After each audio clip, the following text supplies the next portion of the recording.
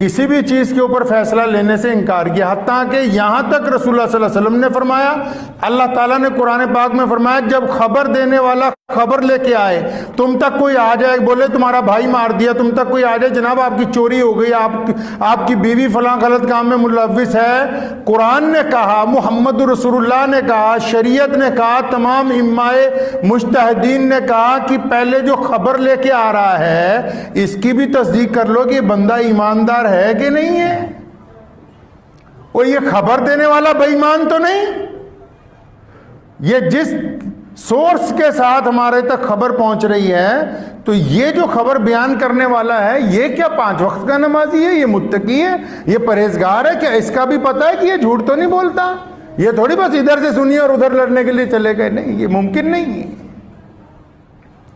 تو خیر بل گراہم کی بات میں کر رہا تھا، تو یہ لفظ ہیلو جو ہے، تو بل گراہم نے جب پہلی دفعہ فون بنایا تو جس گھر میں گھنٹی بجی پہلے جا کے فون کی، وہاں سے جس لڑکی نے فون اٹھایا اس کا نام ہیلو تھا، جس لڑکی نے فون اٹھایا، اور وہ بل گراہم کی منگیتر تھی، یعنی اس کی ہونے والی بیوی تھی، تو اس نے اپنی محبوبہ کا نام فون پہ لیا، ہیلو مطلب ہیلو بول رہی ہو، یہ اس کی محبت کی نشانی ہے، کس کی؟ جس نے فون بنایا اس کی محبت کی نشانی ہے لفظ کہ اس نے اپنی شریک حیات کے نام اس لفظ کو ٹیلی فون کے اندر سب سے پہلے استعمال کیا۔ یہ تو تاریخی بات آپ کو بتا دوں اس لیے تاکہ لوگوں کو یہ پتا ہو کہ جو لوگ یہاں بیٹھے ہوئے ہیں ممبر کے اوپر، وہ صرف ان کو یہ نہیں پتا کہ دین میں کیا ہو رہا ہے، ان کو یہ بھی پتا ہے کہ دنیا کے اندر کیا ہو رہا ہے۔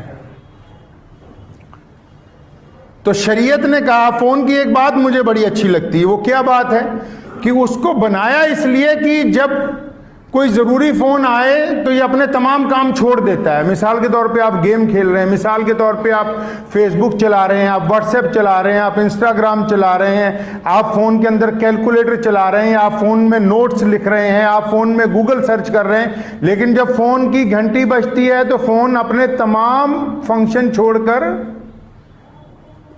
گھنٹی کے اوپر آ جاتا ہے کہ آپ کا فون آیا۔ کیوں؟ کیونکہ اس کو بنایا اس مقصد کے لیے۔ تو اکثر میں سوچا کرتا ہوں انسان کو بنایا اللہ تعالیٰ نے اپنے لیے ہے۔ یہ موبائل دیکھو اس میں کتنی چیزیں آ گئیں، گھڑی اس میں آ گئی، کیلکولیٹر اس میں آ گیا، نوٹ پیڈ اس کے اندر آ گئے، گوگل سرچ اس کے اندر آ گئی، فیس بک آ گیا، انسٹاگرام آ گیا، اتنے ایپ، اس کے باوجود جب اس کا اصل مقصد کا ٹائم آتا ہے نا، یہ سارے کام چھوڑ دیتا ہے، اپنے اصل مقصد پہ آ جاتا ہے۔ اور ہم نے اس سے یہ نہیں سیکھا کہ ہم دنیا کے جتنے مرضی کام کرتے ہوں، لیکن جب مؤذن کہے حیا علی الصلاۃ تو یہ ہمارے پروگرام میں یہ بات شامل ہونی چاہیے، پھر تمام کے تمام کام، کیونکہ جس مقصد کے لیے ہمیں بنایا وہ مقصد اگر فوت ہو جائے گا تو پھر وہ چیز کام کی نہیں رہتی۔ اب سنیے فون کا استعمال کیسے کرنا ہے۔ شریعت نے یہ ہمیں کہا، رسول اللہ صلی اللہ علیہ وسلم نے فرمایا جب کسی گھر کے باہر جاؤ، جب کسی کا دروازہ کھٹکھٹاؤ، اللہ کے نبی نے فرمایا دائیں یا بائیں کھڑے ہو جاؤ، دروازے کے سامنے نہ کھڑے ہو تاکہ بے پردگی نہ ہو۔ جو دروازہ کھولنے آ رہا ہے اس کو اگر کوئی خاتون آ رہی ہے، کوئی عورت آ رہی ہے تو اس کو پریشانی نہ ہو۔ یہاں ایسے ایسے جوہلا ہیں وہ اٹھائیں گے سیدھا ویڈیو کال کریں گے دوسرے کو۔ اسلام نے کہا اس حدیث کی روح میں کہ ویڈیو کال جب کر رہے ہو کس سے پوچھ کے کر رہے ہو؟ کیا پہلے آپ نے اس کو میسج پہ پوچھا کہ آپ اس حالت میں ہیں کہ میں آپ سے ویڈیو کال کر لوں کہ نہیں کروں؟ شریعت نے تو آپ کو اجازت نہیں دی کہ آپ اٹھا کے ویڈیو کال کر دیں اپنی بیوی کو یا کسی بھی غیر دوست کو یا کسی کو بھی جس کا نمبر آ گیا۔ اب وہ اپنے گھر میں کس حالت میں بیٹھا ہوا ہے، کس وقت بیٹھا ہوا ہے، کیا کام کر رہا ہے، وہ اپنے آپ کو دکھانا چاہتا ہے یا نہیں دکھانا چاہتا؟ نہیں، یہ لگے ہوئے ہیں دبا کے۔ شریعت نے کہا نہیں، بلا اجازت کے ویڈیو کال نہیں ہو سکتی۔ پیارے نبی حضرت محمد رسول اللہ صلی اللہ علیہ وسلم امت کے سب سے بڑے غمخوار ہیں۔ کائنات میں اللہ کے بعد اگر کسی کا درجہ ہے تو رسول اللہ صلی اللہ علیہ وسلم کا ہے، اور آپ صلی اللہ علیہ وسلم کا وقت سب سے زیادہ قیمتی ہے، اور آپ صلی اللہ علیہ وسلم نے کبھی کسی کے کام کا انکار نہیں کیا۔ اس کے باوجود جب رسول اللہ صلی اللہ علیہ وسلم آرام کرنے کے لیے جاتے ہیں تو ایک صحابی رسول کی ڈیوٹی ہوتی ہے حجرے کے باہر جو نیزہ لے کر کھڑا ہوتا ہے۔ اس کا مطلب رسول اللہ صلی اللہ علیہ وسلم نے ہمیں تعلیم دی ہے کہ جب کسی کے آرام کا وقت ہو تو اس میں خلل نہیں ڈالنا چاہیے۔ اللہ کا ہم پہ بڑا احسان ہے کہ ہمارا خاندان پچھلی 14-15 نسلوں سے 400 سال سے علم دین کے ساتھ جڑا ہوا ہے اور قوم کا نوکر ہے، نوکری کر رہے ہیں قوم کی. تو میرا ایک اصول ہے بھی رات کو فون جب بج جائے، رات کو اگر بج جائے تو پہلی گھنٹی میں اٹھاتے ہیں ہم لوگ، کیونکہ ہم یہ سمجھتے ہیں کوئی پریشان حال ہوگا، کسی کا تھانے میں مسئلہ ہو، اسپتال میں ہو، اسٹیشن پہ پھنس گیا ہو، ہوتا بھی ہے اکثر. اور جو غیر ضروری لوگ ہیں وہ کیا کرتے ہیں؟ ابھی کی بات ہے، ایک صاحب کا فون آیا رات کو 1:45 پہ، فون کی گھنٹی بجی، میں اٹھایا، السلام علیکم. جی وعلیکم السلام. تو عثمان بھائی وہ آپ سے یہ پوچھنا تھا کہ ایک مسجد کا سنگ بنیاد رکھانا ہے، ٹائم چاہیے. اب میں نہ ہنس سکتا ہوں، نہ رو سکتا ہوں، نہ اگلے کو ڈانٹ سکتا، نہ کچھ. میں نے گاڑی دیکھی اطمینان سے، میں کہا جی ابھی رکھوانا ہے، ابھی رکھوانا چاہتے ہیں. تو آپ اندازہ لگائیں کہ بیٹھے ہوں گے کہیں اکٹھے ہو کے مشورہ کرتے کرتے 2 بج گئے. تو انہوں نے کہا نہیں ابھی پوچھ لو بھائی. ایک صاحب کا فون آیا مستقیم بھائی کو رات کو 1:30 بجے. ہمارے یہاں اصول ہے، میں نے پھر بتا رہا ہوں کہ رات کو کسی کا فون آ جائے اس لیے اٹھانا ہے کہ اکثر لوگ پریشانی میں ہی فون کرتے ہیں، کوئی رات کا مطلب یہی ہوتا ہے فون کا. اب 1 بجے فون کر رہا ہے، السلام علیکم. جی وعلیکم السلام. کہ جو بھائی میں نے سوچا راشن کارڈ بنوانا تھا آپ سے پوچھ لوں. آپ اندازہ لگائیے بھی رات کو 1 بجے راشن کارڈ بنوانا ہے. ٹھیک ہے نوکروں کی بھی کچھ رعایتیں ہوتی ہیں، اگر کوئی قوم کا نوکر ہے تو اس کے ساتھ بھی شریعت نے کوئی رعایتیں دی ہوں گی کہ اگر ایمرجنسی پڑ جائے تو رات کو 2 بجے اٹھا کے کھڑے کیجیے. اسلام نے موبائل کو چلانے کے طریقے ہمیں دیے. اسلام نے کہا کہ اگر ایک مسجد بناؤ گے اور ایک کسی غریب کو کپڑا پہناؤ گے، کہیں پانی کا کنواں پھیلاؤ گے، بناؤ گے، فرمایا جب تک وہ استعمال ہوتا رہے گا تمہیں ثواب ملتا رہے گا. اسی طرح موبائل پر شریعت نے کہا کہ جو لوگ گندی فلمیں، گندے گانے ان کو شیئر کریں گے، دوسروں تک پہنچائیں گے، وہ جب تک آگے جاتے رہیں گے جتنی عیاشی وہ کریں گے ان کے حصے کا گناہ آپ کے کھاتے میں بھی لکھا جائے گا. کون کہتا ہے کہ شریعت نہیں کہتی موبائل کیسے استعمال کرنا ہے؟ شریعت نے زندگی کا کوئی حصہ ایسا نہیں چھوڑا جس میں انسانوں کو تعلیم نہ دی ہو کہ کون سی چیز کیسے استعمال کرنی. واٹس ایپ کے اوپر ایک آپشن آتی ہے، اس کا نام ہے اسٹیٹس. اسٹیٹس سمجھتے ہیں؟ انگریزی میں شبد ہے ایک، اسٹیٹس لفظ ہے، اور اگر اس کا اردو ترجمہ کریں تو اس کا پتہ لگتا ہے اوقات، حیثیت. اسٹیٹس کا اگر دیسی زبان میں ترجمہ کریں نا، آپ کہتے ہیں تیری کیا اوقات ہے، مطلب تمہارا کیا اسٹیٹس ہے. اب کوئی ناچنے والیوں کی تصویریں لگا رہا ہے، کوئی گندے گانے لگا رہا ہے، یعنی آپ دوسرے کو بتا رہے ہیں ہمارا اسٹیٹس تو یہ ہے، دیکھ لو.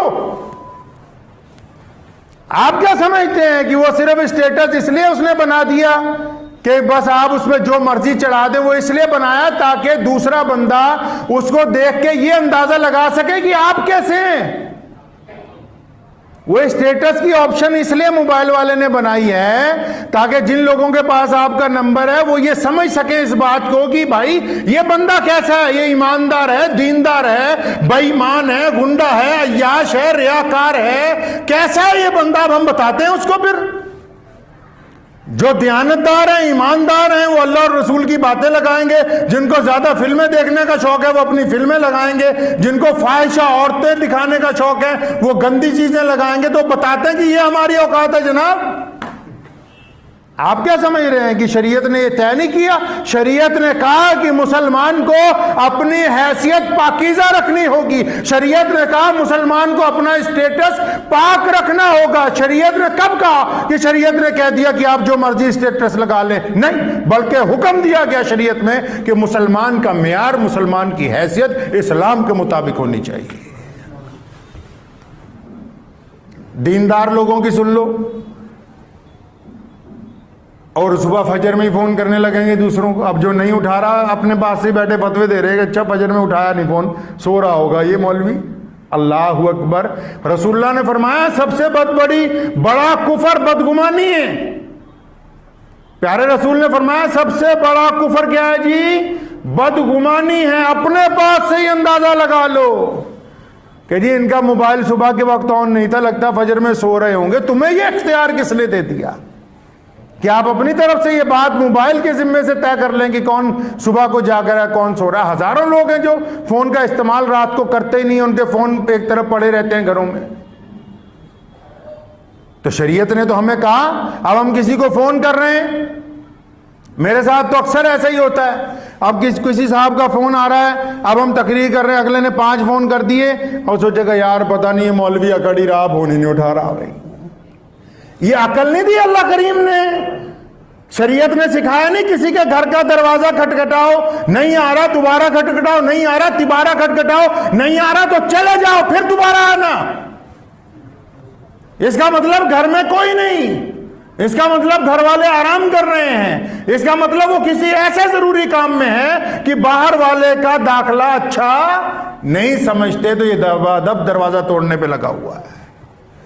دبا دب ایک دفعہ فون کاٹ رہے ہیں, پھر ملا رہا ہے, پھر کاٹ رہے ہیں, پھر ملا رہا ہے, پھر کاٹ رہے ہیں, پھر ملا رہا ہے. اللہ اکبر, کیا شریعت نے یہ تعلیم نہیں دی ہے کہ کسی کا دروازہ ایک دفعہ کھٹکھٹایا اب اگلا نہیں چاہتا کہ اس وقت آپ اس کے گھر میں داخل ہو. لوگ دوسرے کو دیکھ رہے ہیں, رات کو اگر کوئی آن لائن ہے دے جی دھڑا دھڑ فون کر رہے ہیں, اگلا اپنا کام کر رہا ہے. بے شمار کام آج کل جو ہیں وہ صرف آن لائن ہی نپٹائے جا سکتے ہیں, وہ اپنے کام میں مگن ہے کہ کسی طرح کام کمپلیٹ ہو جائے. اب ادھر جس نے دیکھ لیا کہ اچھا آن لائن ہے وہ دھڑا دھڑ. ایک صاحب کا رات کو میں کتاب اکثر لکھنے کا ارادہ, الحمدللہ آپ کی دعاؤں سے کئی کتابیں اب تک لکھ چکا ہوں, تو اکثر رات کو لکھتا ہوں تو آن لائن جو چیزیں ڈھونڈنی ہوتی ہے. ایک صاحب کا 2:30 بجے فون آیا علی گڑھ سے, تو میں نے انہیں پوچھا بھائی کیا بات ہو گئی, 2:30 بجے خیریت ہے؟ نہیں جی ویسے ہی میں نے سوچا آپ آن لائن آپ سے بات کروں. میں کہا آپ کے لیے تو نہیں میں آن لائن ہوا, آپ کے لیے تو نہیں ہوئے ہیں, جان نہ پہچان میں تیرا مہمان. شریعت نے یہ سکھایا نہیں ہے, شریعت نے باقاعدہ آداب سکھائے ہیں کہ کس وقت کس کے گھر جانا ہے, آرام کے وقت کا خیال رکھنا ہے. اللہ کے رسول صلی اللہ علیہ وسلم رات کو تہجد کے لیے اٹھتے تھے. امی عائشہ رضی اللہ عنہ فرماتی ہیں کہ اس پیارے رسول صلی اللہ علیہ وسلم جوتا نہیں پہنتے تھے کہ عبادہ میں اٹھوں گا تو عائشہ کو تکلیف ہوگی. آپ سمجھے رسول اللہ صلی اللہ علیہ وسلم نے دوسرے کی نیند کا کتنا بڑا احترام کیا ہے. رات کی بات ہے 12:15 بجے ایک صاحب کا میرٹھ سے مجھے فون آیا. اب میں سمجھا پتہ نہیں اس وقت کیا ایمرجنسی ہوگی. السلام علیکم جی. وعلیکم السلام. کہتا ہے مولانا عثمان صاحب بول رہے ہیں. میں کہا جی بول رہا ہوں جی, جلسے کا ٹائم چاہیے تھا. ابھی آپ میرا فون چیک کیجئے, رات کے 12:15 بجے کا میں کس سے آپ کو سنا رہا ہوں. شریعت نے مسلمانوں کو احکامات دیے ہیں, اسلام نے ہر چیز کو چلانے کا حکم دیا. یہ ایسا ممکن نہیں ہے کہ مسلمان اپنی مرضی سے ہر بات کو طے کرنے لگیں. پھر آج کل ایک آپشن آ گئی ہے لائیو کی, اب جو دل چاہ رہا ہے وہی دکھا رہے ہیں, جو منہ میں آ رہا ہے وہ بول رہے ہیں. نہیں, اسلام نے حکم دیا کہ اپنی زبان کو قابو میں رکھو, شریعت کے مطابق بولو. یہ بات طے ہونی چاہیے کہ آپ سچائی دکھا رہے ہیں کہ جھوٹ دکھا رہے ہیں. جھوٹ دکھانے والے جب تک وہ جھوٹ چلتا رہے گا گناہ ملتا رہے گا. آج بڑے بڑے ٹی وی چینل جھوٹ بول رہے ہیں, لوگ ان کو باہر میں برا کہہ رہے ہیں, تو کیا فائدہ؟ پتہ ہے کہ عزت جو ہے نیلام ہو جائے گی آپ اگر کوئی غلط کام کریں گے. موبائل کے اندر ایک آپشن ہے پاسورڈ لگانے کی. اب وہ ہم اکثر دیکھیں موبائل تو ہم لوگوں کو عادت ہی نہیں کہ کبھی اس میں پاسورڈ لگائیں. بعض لوگوں کا موبائل کسی دوسرے کے ہاتھ میں چلا جائے تو اس کا سانس ہی اٹک جاتا ہے. ایسا کارنامہ کیوں کرنا چاہتے ہیں آپ کہ آپ کا موبائل اگر بیوی پکڑ لے, بچے پکڑ لیں تو آپ کو پریشانی ہونی شروع ہو جائے کہ وہ چیز نہ دیکھ لے, وہ چیز. اس کا مطلب کہ ابھی آپ ایمان کے اندر کامل نہیں ہوئے.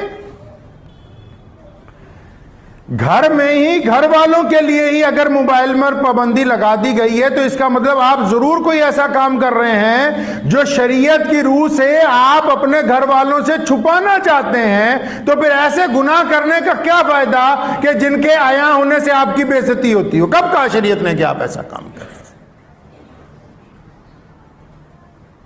اگر آپ موبائل پر پاسورڈ نہ لگائیں, اس کو لاک نہ کریں, کل کو خدا نہ خواستہ کسی نے کہا ہے نا کہ گھر سے نکلو تو پتہ جیب میں رکھ کر نکلو, حادثہ بے زبان ہوتا ہے. گھر سے نکلو تو پتہ جیب میں رکھ کے نکلو, حادثہ بے زبان ہوتا ہے. اب لوگوں نے اتنے کوڈ لگا رکھے ہیں, کسی کا ایکسیڈنٹ ہو جاتا ہے, کوئی سڑک پہ پڑا مرا ہوا, اب ہم جیسا کوئی راگیر موبائل لے کے اس میں سر کھپائی کر رہا, اب وہ کھلے گا تو اس کے گھر والوں کو فون کر رہے ہیں نا, جناب یہ حادثہ ہو گیا, اسپتال لے جا رہے ہیں, آ جاؤ بھائی. آپ اندازہ لگائیں کہ یہ اپنی مرضی سے چلانے کی چیز نہیں ہے. اور خاص کر مسلمانوں کو کہتا ہوں، فیس بک پہ واٹس ایپ پہ لوگ مشہور ہونے کے لیے کسی دوسرے مذہب کے خلاف لکھنے لگتے ہیں، کسی مذہبی شخصیت کے خلاف لکھنے لگتے ہیں. وہ آپ کو آپ کی حیثیت جتاتی ہیں یہ چیزیں کہ آپ کی ذہنیت کیسی ہے. آپ کا فیس بک اکاؤنٹ، واٹس ایپ کا سٹیٹس یہ طے کرتا ہے کہ آپ کیا ہیں. آپ کے دل میں نفرت ہے کہ اچھائی ہے، آپ انسانوں کے لیے خیر خواہ ہیں کہ انسانیت کے دشمن ہیں، یہ آپ کا موبائل طے کرتا ہے. میں نے اپنے کئی عزیز ہمارے جاننے والے بڑے پولیس افسران ہیں، ان کو اپنا موبائل دیکھا کہ دیکھو ذرا اس میں کہ پاسورڈ نہیں لگا، ذرا کھولو واٹس ایپ، کیا اس میں کسی مذہب کے خلاف کوئی بات مل جائے تو مجھے بھی بتاؤ. یہ کیا بات ہوئی کہ ہم چوری چھپے لوگوں کے مذہب کے خلاف پوسٹیں ڈالتے رہیں اور جب وہ ہمیں مل جائیں تو پھر گلے ملتے رہیں. دوگلے انسان کی شریعت کے اندر کوئی جگہ نہیں ہے. اسلام نے مسلمانوں کو پابند کیا ہے ہر اس کام کے لیے جن کا تعلق زندگی کے ساتھ ہے. یہ اپنے ذہن میں رکھیں کہ اگر آپ موبائل چلا رہے ہیں تو اس کو شریعت کے حکم کے مطابق چلانا ہوگا. اگر آپ موبائل کو شریعت کے حکم کے مطابق نہیں چلاتے، اپنی مرضی سے چلاتے ہیں. سیدنا امام حسین رضی اللہ تعالیٰ عنہ سے کسی نے پوچھا تھا، جناب متقی بندہ کون سا ہوتا ہے، پرہیزگار کون ہوتا ہے، اللہ کا اچھا بندہ کون ہوتا ہے، آپ نیکوکار کس کو سمجھتے ہیں؟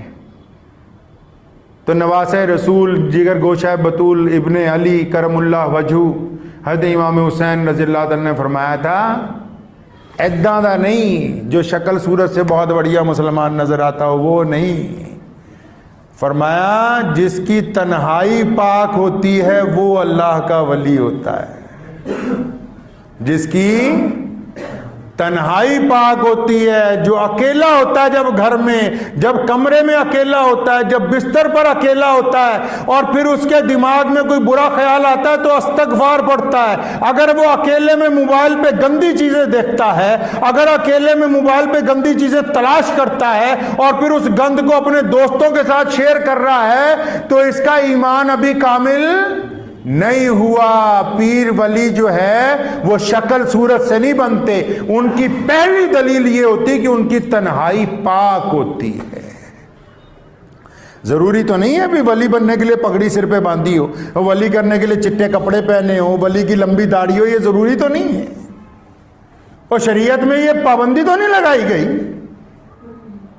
ایک رکشہ چلانے والا بھی وقت کا قطب اور ابدال ہو سکتا ہے،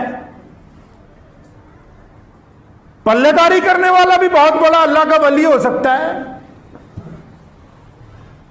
جن کی تنہائی ناپاک ہے وہ کس طرح کہہ سکتے ہیں کہ ہم اللہ کے ولی ہیں، ہماری دعائیں قبول ہو جائیں گی؟ اور آج کے وقت سب سے بڑی مصیبت ہی موبائل ہے. ساتھ میں تنہائی میں ہر بندہ سوچ رہا ہے کہ میں اس سے گناہ کر لوں، میں اس سے گناہوں کو دیکھ لوں. وہ ایک منٹ کی لذت ہمارے ایمان کو چھلنی کر رہی ہے، ہمارے ایمان کو ضائع کر رہی ہے، ہماری نیکیوں کو تباہ کر رہی ہے. اور حاصل کچھ نہیں ہو رہا، حاصل کچھ نہیں ہو رہا. تو شریعت نے ہمیں سکھایا ہے کہ اگر آپ تنہا ہوں تو موبائل کا استعمال گندگی کے لیے نہیں کیا جا سکتا. کون کہتا ہے کہ یہ جدید ترین چیزیں اسلام سے باہر ہیں؟ قرآن پاک کی یہ خوبی ہے، جیسے جیسے دنیا آگے بڑھے گی قرآن پاک اپنے آپ کو منواتا چلا جائے گا دنیا سے. یہی تو بات ہے کہ دنیا کی بڑی بڑی حکومتیں اسلام کے مخالف ہونے کے باوجود روزانہ اسلام میں نئے لوگ کلمہ لا الہ الا اللہ محمد رسول اللہ پڑھ کے شامل ہوتے ہیں. یہی تو اسلام کی خوبی ہے. اسلام اپنی عمارتوں کی وجہ سے، اسلام اپنی دولت کی وجہ سے، اسلام اپنے خوبصورت لوگوں کی وجہ سے، اسلام اپنی افرادی قوت کی وجہ سے، بنیادی عقائد کی وجہ سے دنیا کے اندر. تو ہم جو استعمال کر رہے ہیں، اب کئی لوگوں کو بدگمانی، اب موبائل نماز میں کسی کا بچ جاتا ہے. اول تو بہت سارے لوگ کوشش کرتے ہیں نماز میں موبائل نہ لے کے آئیں، جو لے آتے ہیں وہ سائلنٹ کر دیتے ہیں. اب نمازی کا ایمان دیکھیے، ہم نے نیت باندھی، اب کسی ایک بندے کا موبائل بچ گیا. اب جس بندے کا موبائل نماز میں بچ گیا وہ تو شرمندہ ہو رہا ہے دل میں کہ یار یہ غلط ٹائم پہ اس کی گھنٹی بچ گئی. ٹھیک ہے جی، اب وہ ساتھ والوں کا ایمان کیسے ناپا جائے گا؟ اس کو تو شرمندگی ہو گئی، وہ تو چلو اللہ کے حضور پاس ہو گیا، چاہے گھنٹی بچ گئی۔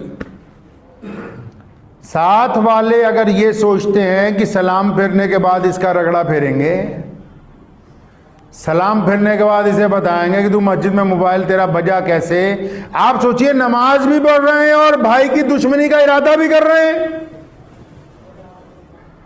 نماز کی نیت باندھی ہوئی ہے اور دل میں نفرت کا ارادہ بھی پورا۔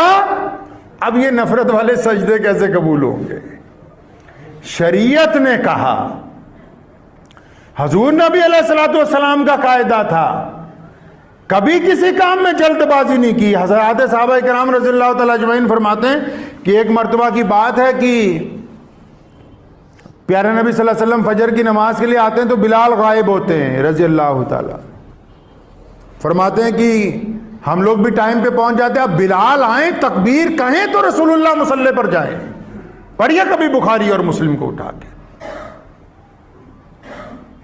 لگاتار کئی دن تک حضرت بلال 5 منٹ لیٹ، کبھی 10 منٹ لیٹ، کبھی 15 منٹ لیٹ، کبھی 2-4 منٹ لیٹ، بعد میں آتے ہیں دوڑتے دوڑتے اور آتے ہوئے تکبیر کہتے ہیں، تب جماعت کھڑی ہوتی ہے۔ صلی اللہ علیہ وسلم نے کبھی نہیں پوچھا کہ بلال کہاں دیری ہو گئی۔ آج کل تو اگر امام 1 منٹ لیٹ ہو جائے ہے جی، اور یا مؤذن 1 منٹ لیٹ ہو جائے تو بس، تو مسجد کمیٹی والے تو ایسے طوفان اٹھا لیں گے جیسے پتہ نہیں بہت بڑی کوئی حادثہ ہی ہو گیا، قیامت ہی آنے والی تھی 2-4 منٹ میں ہی۔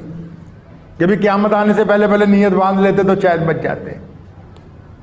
ابو بکر رضی اللہ تعالیٰ نے ایک دن پوچھا، بلال آج کل کہاں لیٹ ہو جاتے ہو؟ سیدنا بلال کی آنکھوں میں آنسو آ گئے، فرمایا ابو بکر آپ تو جانتے ہو جب میں نے رسول اللہ صلی اللہ علیہ وسلم کے ہاتھ پر ایمان قبول کیا تو یہ فاطمۃ الزہرا چھوٹی سی تھیں، یہ میری خدمت کے دوران ہی بڑی ہوئیں اور میرے سامنے ہی ان کا نکاح ہوا، اب ان کے 2 بچے ہیں حسن و حسین، میں دیکھتا ہوں کہ رسول اللہ صلی اللہ علیہ وسلم کی بیٹی پریشان ہو جاتی ہیں کام میں، صبح صبح جاتا ہوں تہجد پڑھ کے آواز دیتا ہوں کہ پردہ کر لیں، گھر کا سارا کام نپٹاتا ہوں تو بعض اوقات تھوڑی دیر ہو جاتی ہے واپس آتے آتے۔ شریعت نے اصول و ضوابط طے کیے ہیں۔